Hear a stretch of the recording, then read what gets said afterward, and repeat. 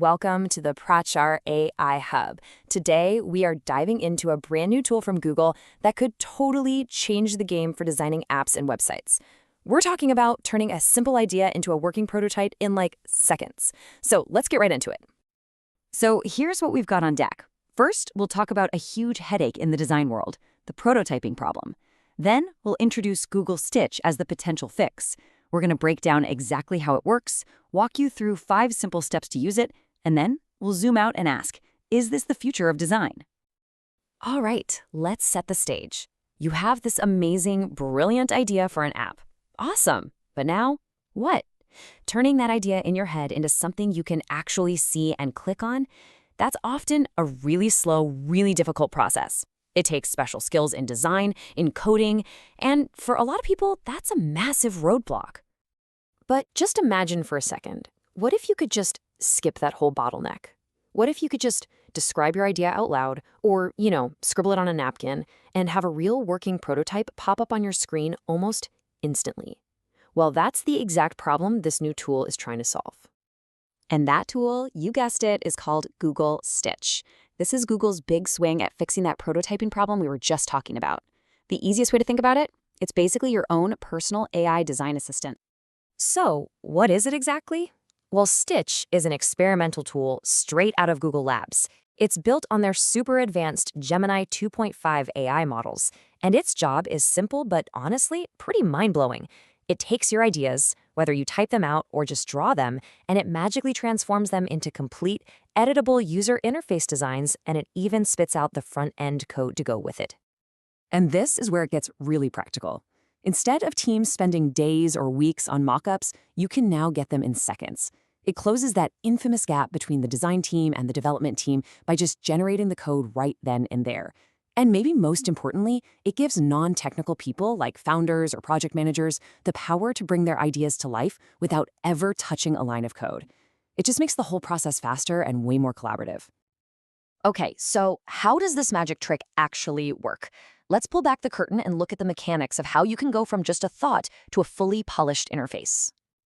Stitch basically gives you 2 main doors to walk through. First, you've got text to UI. You literally just describe what you want in plain English. Something like, hey, make me a to-do list app with a dark theme.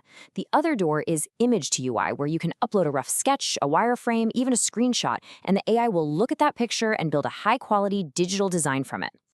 But it gets even better. From just one of those prompts, Stitch can generate a bunch of different design options for you, so you can explore different looks and feels. And the editing? It's all conversational.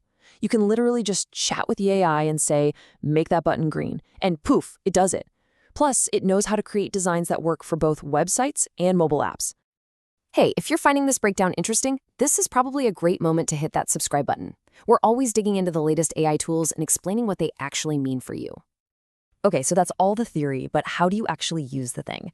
Let's do a quick and practical walkthrough, breaking it down into 5 simple steps to get you started. Honestly, the whole process is incredibly simple. First, you just go to the Stitch website through Google Labs. Then you give it your input, either your text description or your image. Step 3, let the AI do its thing and generate the initial designs. Now here comes the fun part. You refine the design using simple chat commands.